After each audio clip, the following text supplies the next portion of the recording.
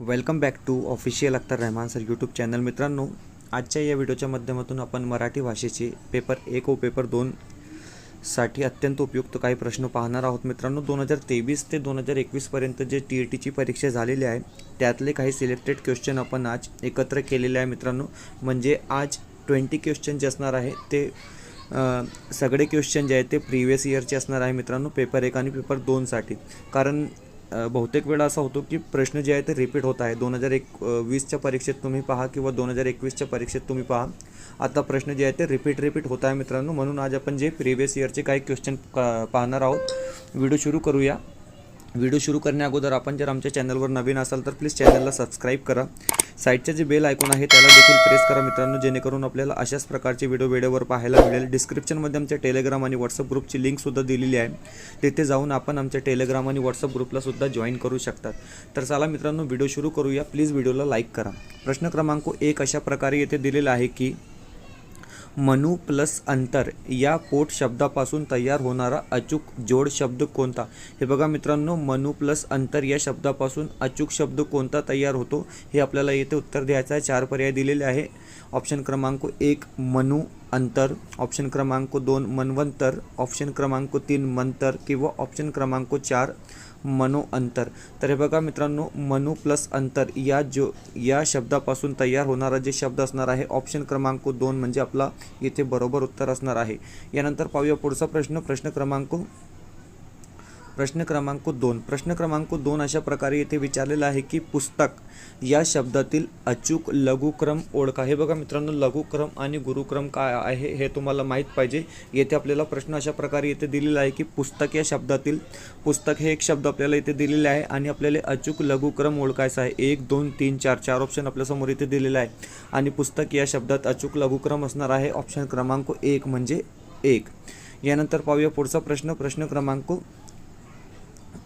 3. मित्रांनो, हे सगळे जे प्रश्न आपण आज पाहत आहोत हे सगळे प्रश्न जे आहेत ते 2013 ते 2021 पर्यंत TETच्या परीक्षेत विचारले गेलेले प्रश्न आहे आणि त्यातले काही क्वेश्चन आपण एका PDF च्या स्वरूपात तयार केलेले आहे. मिक्स क्वेश्चन असणार आहे. 2-4 क्वेश्चन 2013तले, 2-4 क्वेश्चन 2017 2018 अशा प्रकारे आपण एकत्र केलेले प्रश्न आहे. खालीलपैकी अतिशय क्रोध किंवा चीड या भावनेतून कोणता रस निर्माण होतो. हे बघा मित्रांनो, जेव्हा क्रोध किंवा चीड येते त्यावेळी कोणता रस निर्माण होतो हे आपल्याला इथे प्रश्न विचारलेला आहे. 4 पर्याय आपल्यासमोर इथे दिलेले आहे.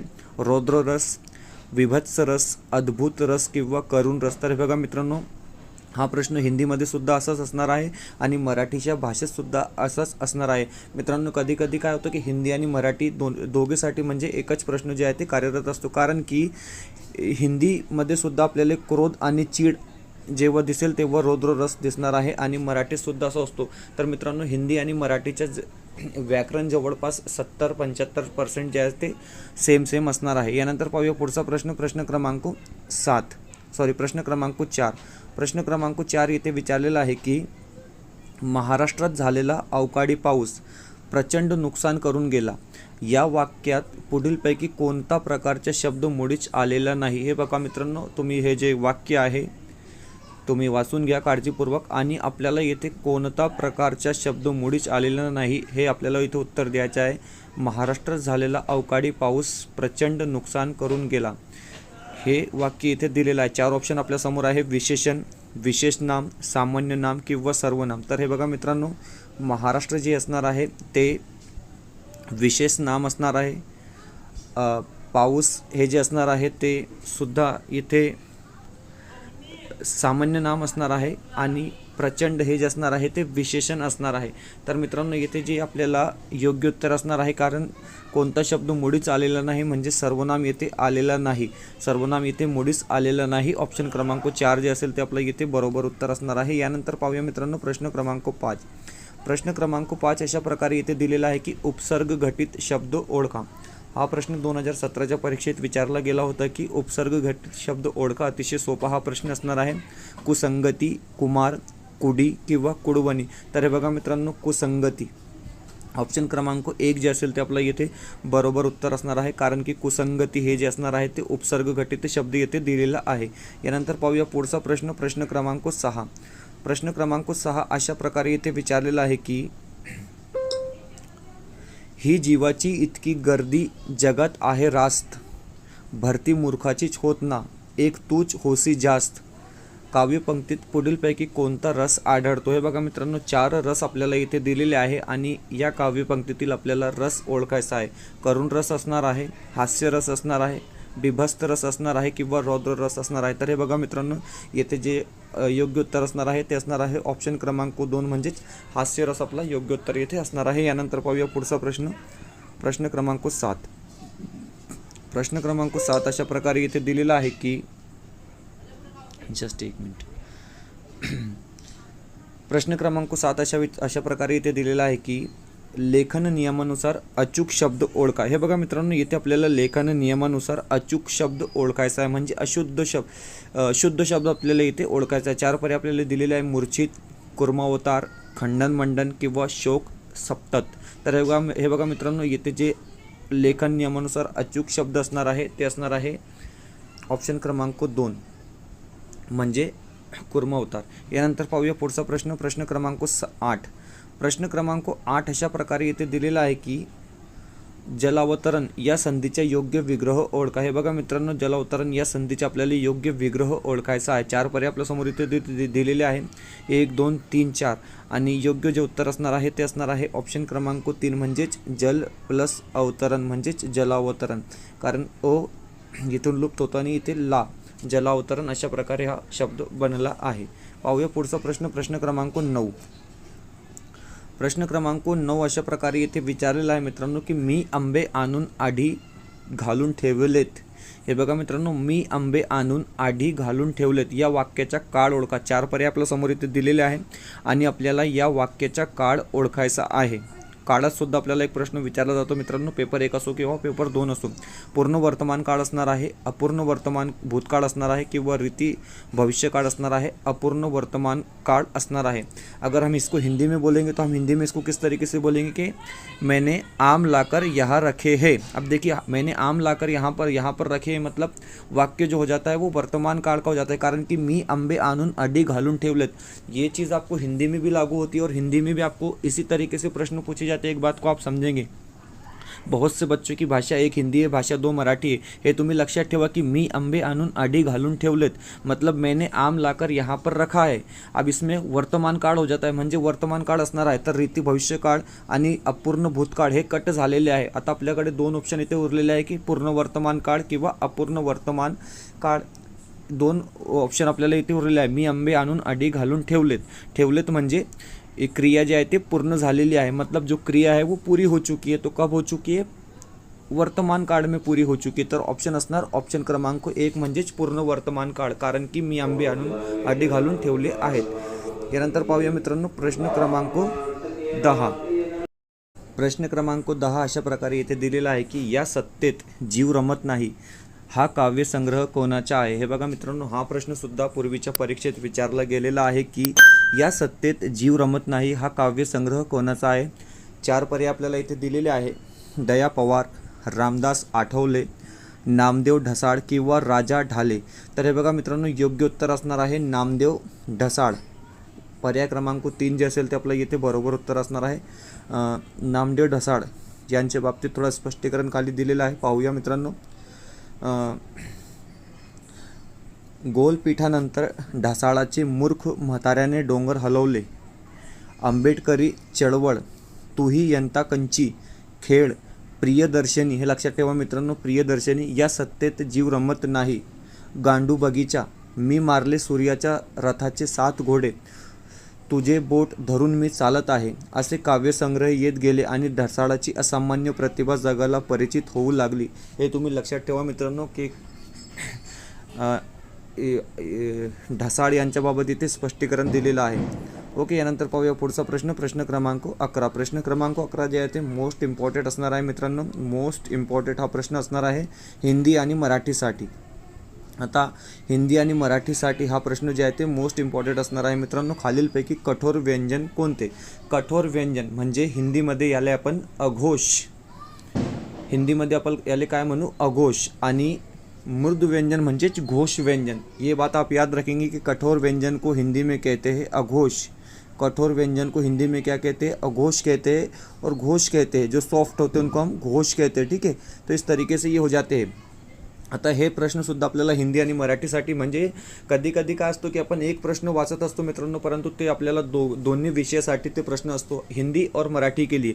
इथे प्रश्न विचारलेला आहे की खालीलपैकी कठोर व्यंजन कोणते। तर हे बघा, कठोर व्यंजन म्हणजे कोणते, कठोर व्यंजन म्हणजे कोणते। प्रत्येक गटात सुरुवातचे म्हणजे दोन दोन जे अक्षर असतात, जसे क ख, च छ, ट ठ। इकडे हा मित्रांनो हा ठ असणार आहे, चुकीचा झालेला आहे। हा इथे जे पर्याय असणार आहे ते ठ असणार आहे, ठो पर्याय हे असणार आहे। आणि योग्य उत्तर सुद्धा आपला ठो इथे असणार आहे। काही स्पष्टीकरण आपण खाली पाहूया मित्रांनो। हिंदी आणि मराठीमध्ये याले, हिंदीमध्ये अपन याला अघोष वर्ण ऐसा कहते हैं। देखिए यहाँ पर हिंदी में हमने आपको हिंदी के लिए बताया दोस्तों यहाँ पर कि जिन व्यंजनों के उच्चारण के लिए ज़्यादा जोर देना पड़ता है उन्हें कठोर वर्ण या श्वास अघोष वर्ण कहते हैं। देखो बच्चों, आप याद रखेंगे कि अगर आपका हिंदी विषय है, मराठी के लिए तो है ही है, लेकिन हम आपको यहाँ पर हिंदी की भी प्रैक्टिस करा रहे हैं। मतलब एक वीडियो में हमारे दो काम हो जाएंगे एक ही टाइम पे, क्योंकि आपको जो है ना इतना एफर्ट लगाना नहीं पड़ेगा। फिर से एक बार पढ़ लेंगे आप। जिन व्यंजनों के उच्चारण के लिए ज़्यादा जोर देना पड़ता है उन्हें कठोर वर्ण या अघोष वर्ण कहते हैं। जैसे कि क ख। देखिए हर गट के शुरुआत के दो जो व्यंजन है वो कठोर व्यंजन है या अघोष है। हर वर्ग के पहला दूसरा अघोष होता है, मतलब कठोर होता है, और 3 4 5 नंबर का जो व्यंजन होता है वो घोष होता है। आप ये बात याद रखेंगे। महाप्राण और अल्पप्राण, आपको पता है कि महाप्राण क्या होता है। अल्पप्राण पहला होता है को, खो जो है महाप्राण होता है, गो अल्पप्राण होता है, घो महाप्राण होता है। इस तरीके से आप याद रखेंगे। एक प्रश्न आपको हिंदी में भी और एक प्रश्न आपको मराठी में भी पूछा जाएगा। अशा प्रकारे आहे च छ, ट ठ, त त, प फ हे जे सगळे असणार आहे ते कठोर व्यंजन असणार आहे। यानंतर पाहूया पुढचा प्रश्न, प्रश्न क्रमांक 12। प्रश्न क्रमांक 12 अशा प्रकारे इथे दिलेला आहे की अतिशय सोपा हा प्रश्न आहे आणि हा प्रश्न सुद्धा 2020च्या परीक्षेत विचारला गेला होता की शब्द अलंकार प्रकारात मोडणारा अलंकार कोणता। हे बघा मित्रांनो, शब्द अलंकार आपल्याला इथे ओळखायचा आहे। 4 पर्याय दिलेले आहे, श्लेष, उपमा, उत्प्रेक्षा किंवा भ्रांतिमान। तर हे बघा मित्रांनो, योग्य उत्तर असणार आहे आपला श्लेष अलंकार जे असणार आहे ते शब्द अलंकार असणार आहे। यानंतर पाहूया पुढचा प्रश्न, प्रश्न क्रमांक 13। प्रश्न क्रमांक 13 अशा प्रकारे इथे विचारलेला आहे की प्रथम पुरुषी एकवचनी भाषेचा वापर 2020च्या परीक्षेत हा प्रश्न विचारला गेला होता, 19 जानेवारी 2020। प्रथम पुरुषी एकवचनी भाषेचा वापर कोणत्या निबंध प्रकारात करणे आवश्यक आहे। हे बघा मित्रांनो, 4 ऑप्शन आपल्याला इथे दिलेले आहे आणि आत्मवृत्तात्मक, वैचारिक, कल्पनारम्य किंवा वर्णात्मक। तर हे बघा मित्रांनो, प्रथम पुरुषी एकवचनी भाषेचा वापर आपण आत्मवृत्तात्मक निबंधामध्ये करू शकतो, म्हणजे ऑप्शन क्रमांक 1 जे असेल ते आपला इथे राईट आन्सर असणार आहे। यानंतर पाहूया पुढचा प्रश्न, प्रश्न क्रमांक 14। प्रश्न क्रमांक 14 येथे दिलेला आहे की चुकीची जोडी कोणती। हे बघा मित्रांनो, चुकीची जोडी आपल्याला इथे शोधायची आहे। वारा, झुडूक, वृक्ष, वेल। वारा, झुडूक, वारा म्हणजे हवा, झुडूक, वृक्ष, वेल, नदी नाला आणि नाला ओढा। हे बघा मित्रांनो, नाला आणि ओढा हे समानार्थी शब्द झालेले आहे, म्हणजे ही चुकीची जोडी येथे असणार आहे। ऑप्शन क्रमांक 4 जे असेल ते आपला इथे बरोबर उत्तर असणार आहे। यानंतर पाहूया पुढचा प्रश्न, प्रश्न क्रमांक 15। प्रश्न क्रमांक 15 अशा प्रकारे इथे दिलेला आहे की आधी जन्मलेला या समूहदर्शक शब्दकरिता कोणता एकच शब्द लागू पडतो। हे बघा मित्रांनो, 4 पर्याय आपल्याला इथे दिलेले आहे आणि आधी जन्मलेला या समूहदर्शक शब्दाकरिता एकच शब्द लागू पडतो, तो कोणता आहे। अनुज, सूत, द्विज किंवा अग्रज। तर हे बघा मित्रांनो, आधी जन्मलेला म्हणजेच अग्रज। ऑप्शन क्रमांक 4 जे असेल ते आपला इथे राईट आन्सर असणार आहे। यानंतर पाहूया पुढचा प्रश्न, प्रश्न क्रमांक 16।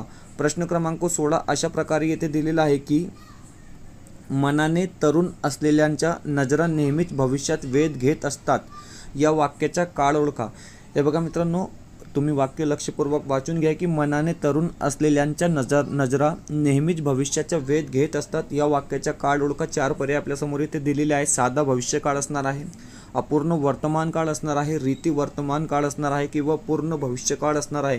तर हे बघा मित्रांनो, जेव्हा क्रिया सतत घडत असते तेव्हा रीती काळ असतो, तर इथे आपल्याला रीती वर्तमान काळ इथे दिलेला आहे।